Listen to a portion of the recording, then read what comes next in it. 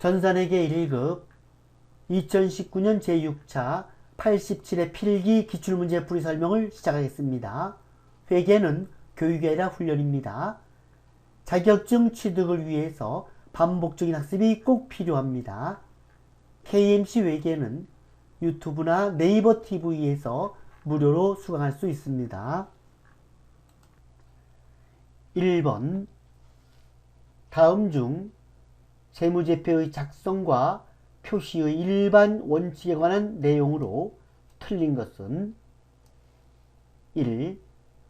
재무제표의 작성과 표시에 대한 책임은 경영진에게 있다. 맞습니다. 경영진이 책임을 져야 됩니다. 재무제표는 기업의 재무상태, 경영성과 현금 흐름 및 자본 변동을 공정하게 표시하여야 한다. 맞습니다. 중요하지 않는 항목이라 할지라도 성격이나 기능이 유사한 항목과 통합하여 표시할 수 없다. 틀렸습니다. 표시할 수 있습니다.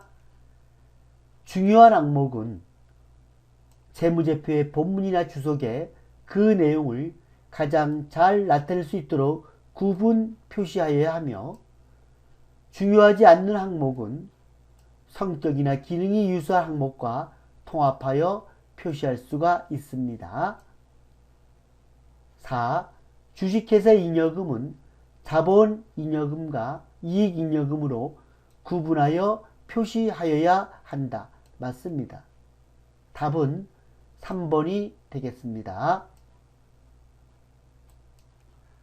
2번 다음 중 제조기업의 재무상태를 작성하는 순서로 가장 올바른 것은 제조원가 명세서, 손익계산서, 이익잉여금 처분계산서, 재무상태표가 있습니다. 제조기업에서 재무제표를 작성하는 순서는 첫 번째, 제조원가 명세서에서 당기 제품 제조원가를 산출하여 손익계산서의 제품 매출 원가에 대체합니다. 손익계산서에서 산출된 당기 순손익을 이익잉여금 처분계산서에 대체합니다. 세 번째, 이익잉여금 처분계산서에서 산출된 미처분 이익잉여금을 재무상태표 2월 이익잉여금에 대체합니다. 그래서 첫 번째는 제조원가 명세서, 두 번째는 손익계산서, 세 번째는 이익잉여금 처분계산서, 마지막으로 재무상태표가 되겠습니다. 그래서 머리 글자로 제, 손, 이, 제. 순서는 기역, 니은, 디귿, 리을 1번이 되겠습니다. 답은 1번입니다. 프로그램에서 설명하면 전기분 재무제표의 전기분 원가 명세서를 클릭합니다.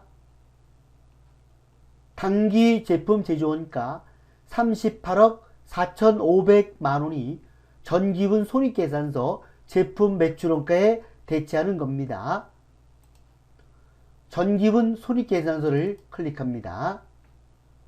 제품 매출원가 금액을 클릭합니다. 그러면 당기 제품 제조원가, 여기에 38억 4,500만원이 대체되는 것을 확인할 수가 있습니다. 그리고 당기순이 5,418만원이 이익잉여금 처분계산서에 대체가 되는 겁니다. 전기분 잉여금 처분계산서를 클릭합니다. 여기에 당기순이익 5,418만원 대체된 것을 확인할 수가 있습니다. 그리고 상단에 있는 미처분 이익잉여금 9,644만원이 재무상태표의 2월 이익잉여금으로 대체가 됩니다. 전기분 재무상태표 2월 이익잉여금 9,644만원이 대체가 되어 대차책이 나오지 않는 것을 확인할 수가 있습니다.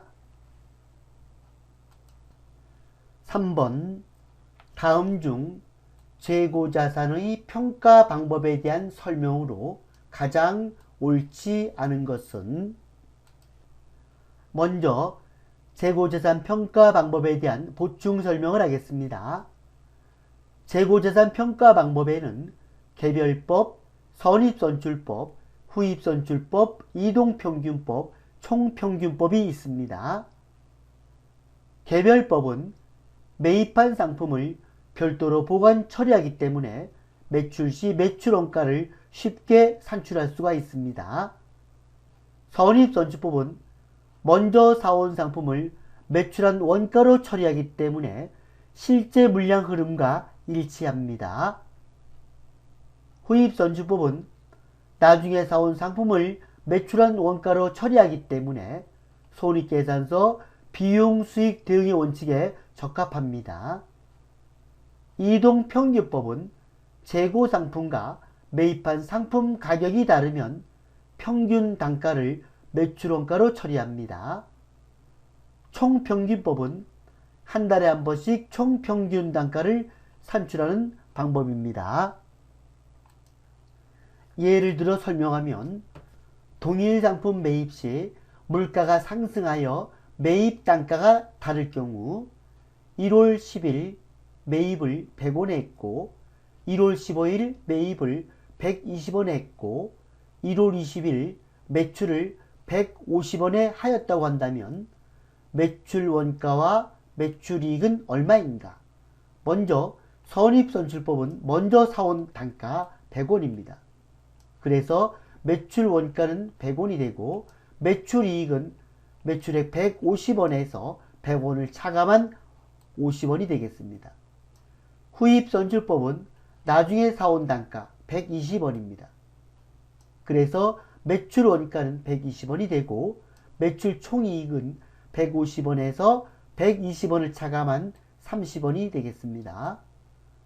이동평균법은 100원과 120원의 평균 단가인 110원이 매출 원가가 되고 매출 총이익은 150원에서 110원을 차감한 40원이 되겠습니다.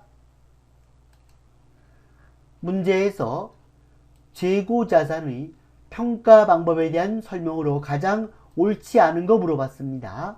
1. 후입선출법은 실제 물량 흐름과 일치하는 평가 방법이다. 틀렸습니다. 실제 물량 흐름과 일치하는 평가 방법은 선입선출법입니다. 선입선출법을 적용 시 기말 재고는 최근에 구입한 상품의 원가로 구성된다. 맞습니다. 선입선출법은 먼저 사온 상품을 먼저 매출원가로 하기 때문에 최근에 구입한 상품의 원가가 기말 재고가 됩니다. 물가가 상승하고 있을 때 선입선출법을 적용하면 평균법에 비해서 일반적으로 매출원가가 적게 계산된다. 맞습니다.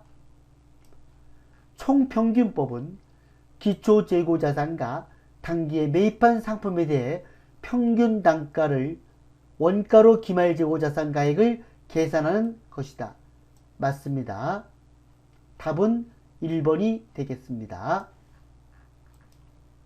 4번 다음은 주식회사 서초의 신제품 개발을 위한 지출 내역이다.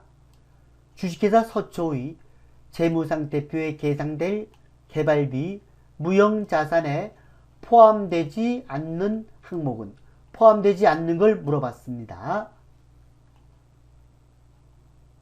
연구 단계에서 발생한 연구비 지출은 경상 연구개발비로서 판매비와 관리비로 처리합니다. 개발 단계에서 발생한 연구비 지출은 개발비라는 무형자산으로 처리합니다. 그리고 개발활동에 사용할 기계장치 취득원가는 기계장치라는 유형자산에 포함을 시킵니다. 가. 연구활동비. 이 연구활동비는 연구 단계에서 발생한 연구비 지출이기 때문에 개발비에 포함되지가 않습니다. 포함이 안 됩니다. 나. 생산 전 모형의 설계 및 제작 비용. 이거는 개발 단계이기 때문에 개발비에 포함을 시킵니다. 다 개발 활동에 사용할 기계장치 취득 원가, 이거는 기계장치라는 유형자산에 포함을 시킵니다. 그래서 개발비가 아닙니다. 라 개발 활동에 사용하는 기계장치의 감가상각비, 개발 단계에서 발생한 연구비이기 때문에 개발비로 처리합니다. 마 새로운 제품에 대한 여러 대체안의 탐색 평가 비용은 연구 단계에서 발생한 연구비 지출이기 때문에 개발비에 포함시키지 않습니다.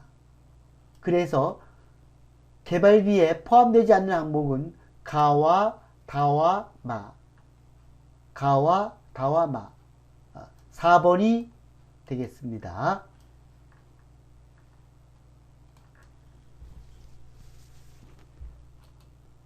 4번 다음은 주식회사 서초의 신제품 개발을 위한 지출 내역이다.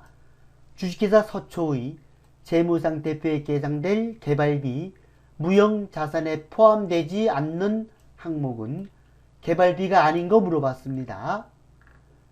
신제품 개발을 위한 지출 처리 방법에는 두 가지가 있습니다. 연구 단계에서 발생하는 경우와 개발 단계에서 발생하는 경우가 있습니다. 연구 단계에서 발생하면 경상연구개발비라는 판매비와 관리비로 처리하고, 개발 단계에서 발생하면 개발비라는 무형자산으로 처리합니다. 그리고 개발활동에 사용할 기계장치를 취득했다. 이것은 기계장치라는 유형자산으로 처리합니다. 가 연구활동비, 연구활동비는 연구 단계에서 발생했기 때문에 경상연구개발비입니다. 개발비에 포함이 안됩니다. 나 생산 전 모형의 설계 및 제작 비용은 개발 단계에서 발생하는 겁니다. 그래서 개발비에 포함이 됩니다. 다 개발 활동에 사용할 기계장치의 취득원가, 기계장치의 취득원가는 기계장치라는 유형자산으로 처리합니다. 틀렸습니다. 라 개발 활동에 사용하는 기계장치의 감가상각비, 이것은 개발비에 포함을 시킵니다. 개발 단계에서 발생하는 감가상각비이기 때문에 개발비에 포함을 시킵니다. 마 새로운 제품에 대한 여러 대체안의 탐색 및 평가 비용은 연구 단계입니다. 그래서 개발비가 아닙니다. 개발비에 포함되지 않는 항목은 가, 다, 마. 4번에 가, 다, 마. 답은 4번이 되겠습니다. 5번 다음 중 자본에 대한 설명으로 옳지 않은 것은 1. 자본금은 발행한 주식의 액면금액에 발행 주식을 곱하여 결정된다. 맞습니다. 자본금은 액면금액 곱하기 발행 주식수입니다. 2. 자본은 기업의 소유주인 주주의 몫으로 자산에서 채권자의 지분인 부채를 차감한 것이다. 맞습니다. 자본은 자산 마이너스 부채입니다. 3. 기타 포괄손익 누계액은 미실현 손익의 성격을 가진 항목으로 당기순이익에 반영된다. 틀렸습니다. 기타 포괄손익 누계액에는 매도 가능 증권 평가 손실과 이익, 해외사업 환산 손실과 이익, 파생상품 평가 손실과 이익으로, 기타 포괄손익 누계액은 비용 수익이 아닌 자본에 해당하기에 당기순이익에 반영되지를 않습니다. 프로그램 개정 과목 및 조교 등록 참조하거나 또는 재무상태표를 참조하시면 되겠습니다. 4. 이익잉여금은 법정적립금, 임의적립금 및 미처분 이익잉여금으로 구분 표시한다. 맞습니다. 답은 3번이 되겠습니다. 계정 과목 및 조교 등록 메뉴를 클릭합니다. 자본에는 자본금, 자본잉여금, 자본조정, 기타 포괄손익 2계획, 이익잉여금이 있습니다.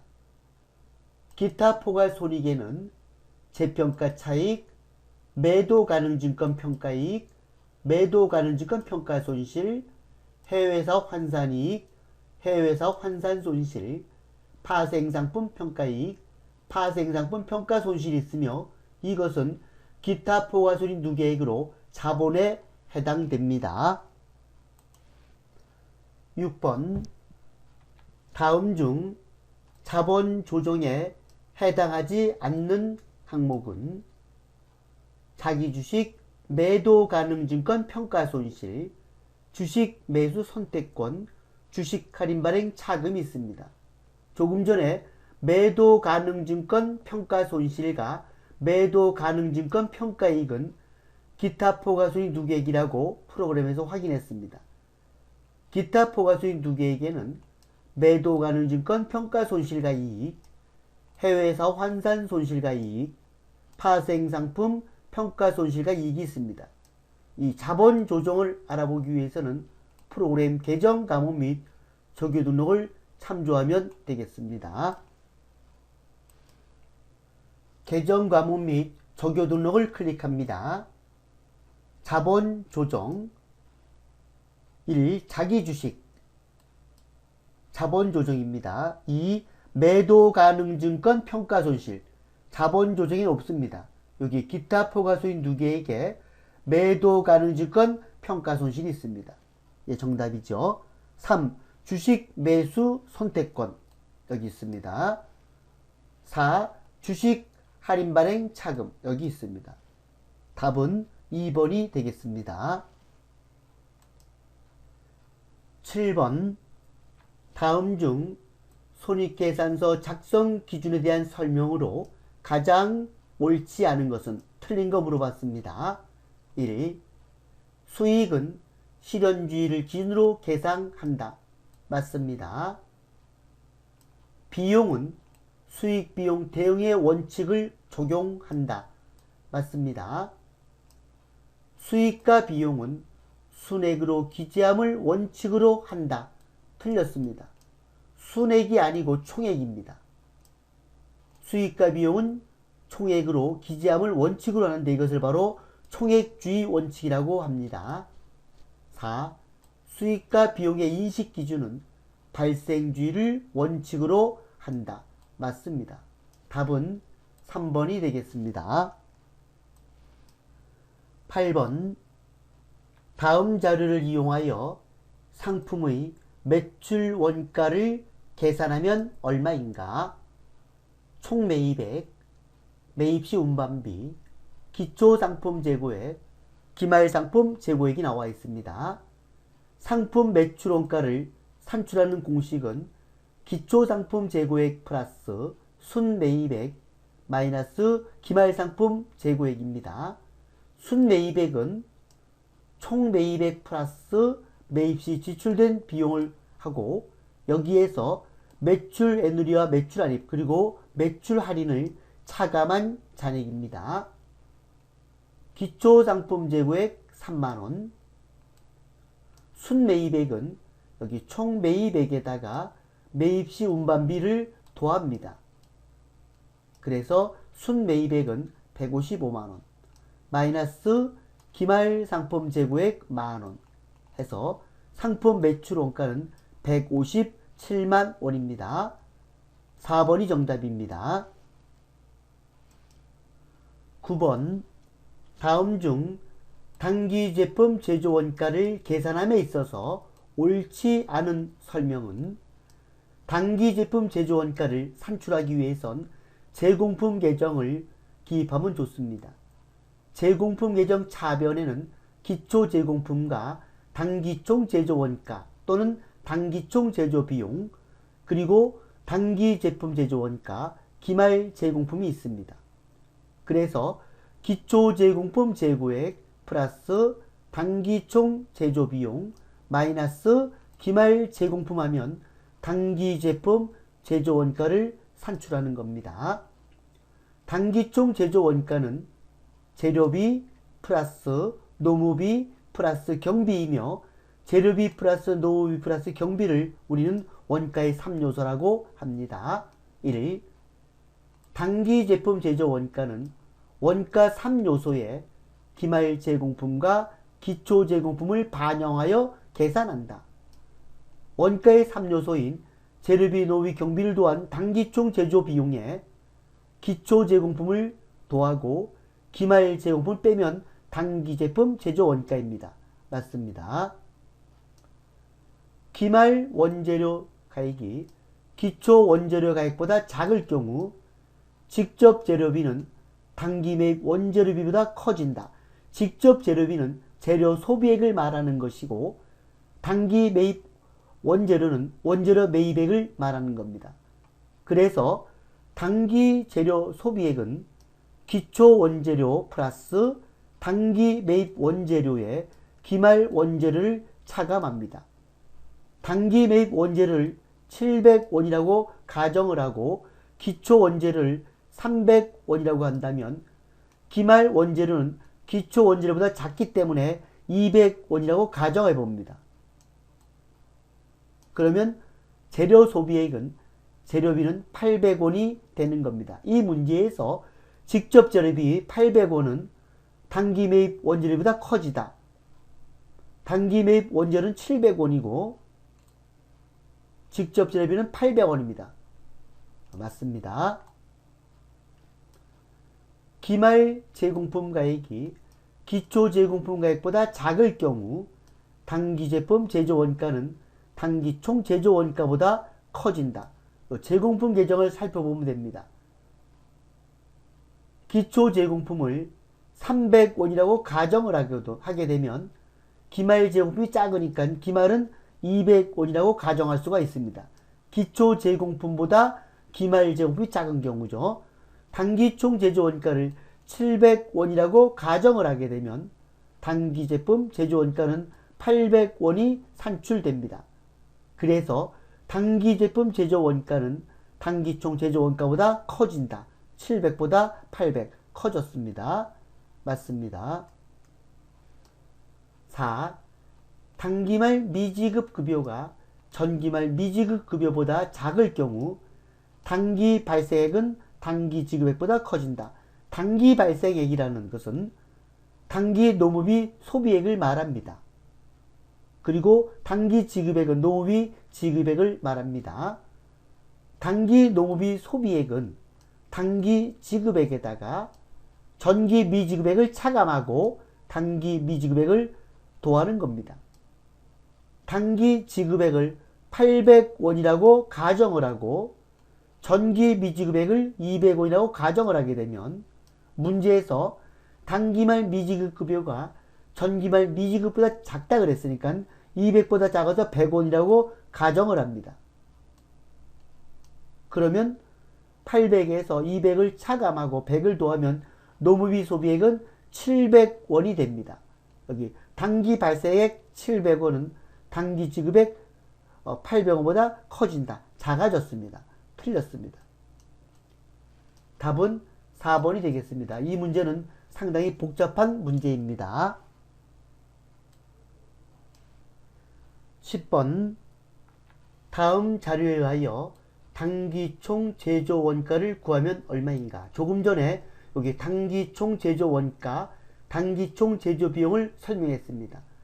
단기총 제조 원가, 단기총 제조 비용은 재료비, 노무비, 경비 또는 경비 대신에 제조 간접비가 나올 수도 있습니다.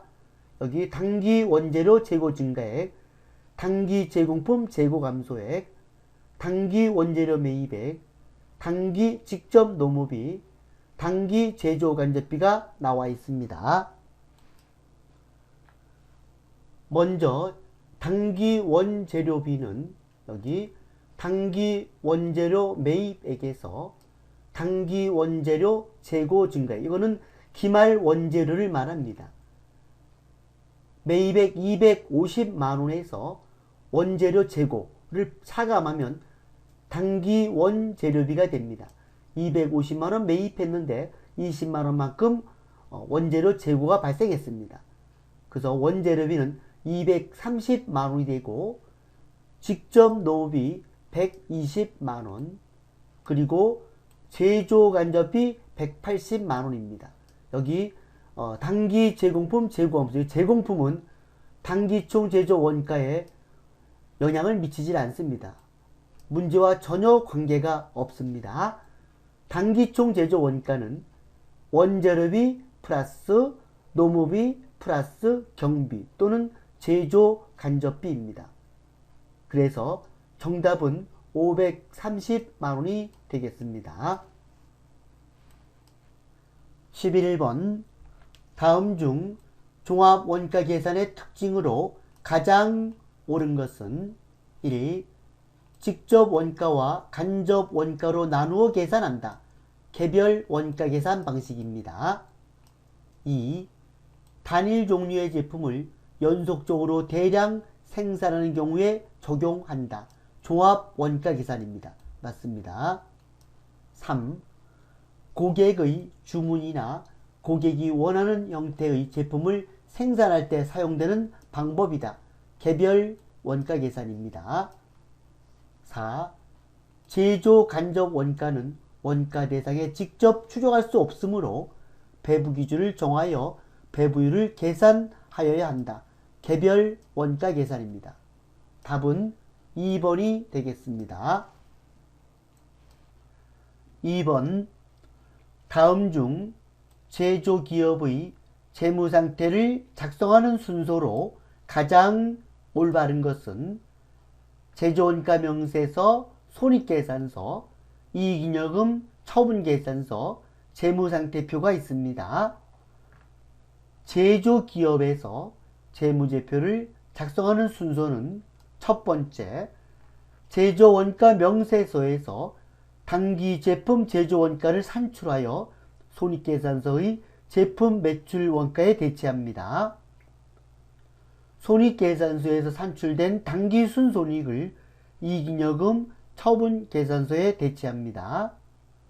세 번째, 이익잉여금 처분계산서에서 산출된 미처분 이익잉여금을 재무상태표 2월 이익잉여금에 대체합니다.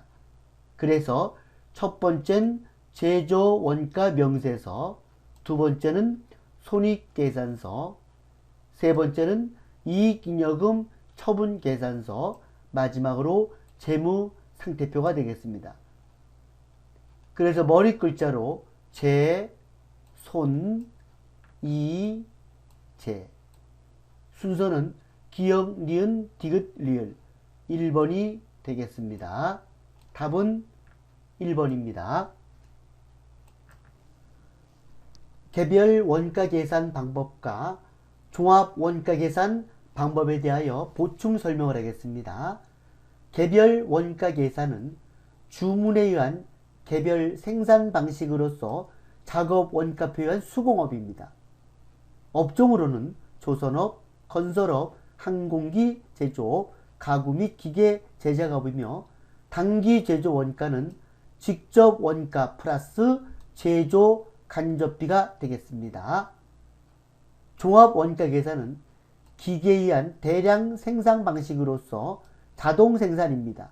여기에는 단일 종합 원가 계산, 공정별 종합 원가 계산, 조별 종합 원가 계산, 등급별 종합 원가 계산, 연산품 종합 원가 계산이 있습니다. 업종으로는 제지업, 제분업, 제당업, 자동차 공업 등이 있으며 단기 제조 원가는 직접 재료비 플러스 가공비입니다. 12번 보조부문 원가의 배부 방법 중 단계 배부법에 대한 설명으로 틀린 것은 보조부문비 배부 방법에는 세 가지가 있습니다. 직접 배부법, 상호 배부법, 단계 배부법입니다. 직접 배부법은 보조부문비를 제조부문에만 배부하는 가장 간단한 방법입니다. 상호 배부법은 보조부문비를 제조부문과 보조부문에 모두 배부하는데 보조부문 상호간의 용역 수술을 완전히 고려하는 가장 이론적으로 타당한 방법이지만 가장 복잡합니다. 단계 배부법은 제조부문, 보조부문에 모두 배부를 하는데 보조부문의 배부 순서를 정하여 배부합니다. 이 단계 배부법은 배부 순서가 중요합니다. 1. 최초 배부되는 부문의 경우 자신을 제외한 다른 모든 부문에 배부된다. 맞습니다. 보조 부문 간의 배부 순서에 따라 순차적으로 다른 보조 부문과 제조 부문에 배부하는 방법이다. 맞습니다. 보조 부문의 배부 순서에 따라 배부액이 달라질 수가 있다. 맞습니다. 4. 보조 부문 상호 간의 용역 수술을 완전히 고려하므로 이론적으로 가장 타당하다. 이것은 상호 배부법입니다. 그래서 틀렸습니다. 답은 4번이 되겠습니다. 13번 다음 중 부가가치세법상 세금 계산서에 대한 설명으로 가장 옳지 않은 것은 1. 원칙적으로 재화 또는 용역의 공급 시기에 발급하여야 한다. 맞습니다. 세금 계산서는 원칙적으로 재화 또는 용역의 공급하는 날 발급해야 합니다. 그러나 일정한 경우에는 공급 시기 전에도 발급할 수 있으며 예외적으로 공급일이 속하는 달의 다음 달 10일까지 발급할 수 있습니다. 그를 월합계 세금 계산서라고 합니다. 2. 일정한 경우에는 재화 또는 용역의 공급 시기 전에도 세금 계산서를 발급할 수 있다. 조금 전에 말했죠. 맞습니다. 3. 월합계 세금 계산서는 예외적으로 재화 또는 용역의 공급일이 속하는 달의 다음 달 14일까지 세금 계산서를 발급할 수 있다. 14일이 아닙니다. 10일입니다. 10일. 그래서 틀렸습니다. 법인사업자는 전자세금 계산서를 의무적으로 발급하여야 한다. 맞습니다. 답은 3번이 되겠습니다. 14번 부가가치세법상 납세지 관할 세무서장은 조기환급 신고에 따른 환급세액을 신고 기한이 지난 후 며칠 이내에 환급해야 하는가? 조기환급 신고에 따른 환급세액은 신고 기한이 지난 15일 이내에 환급해야 합니다. 예를 들어서 1기 확정 신고 기간이라면 1월 1일부터 6월 30일이기 때문에 신고 기한인 7월 25일이 지나서 15일 이내입니다. 답은 2번이 되겠습니다.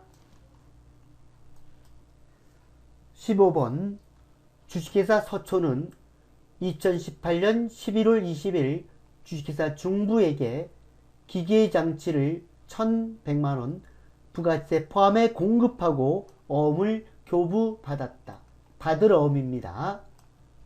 그런데 2019년 2월 10일 주식회사 중부에 부도가 발생하여 은행으로부터 부도 확인을 받았다.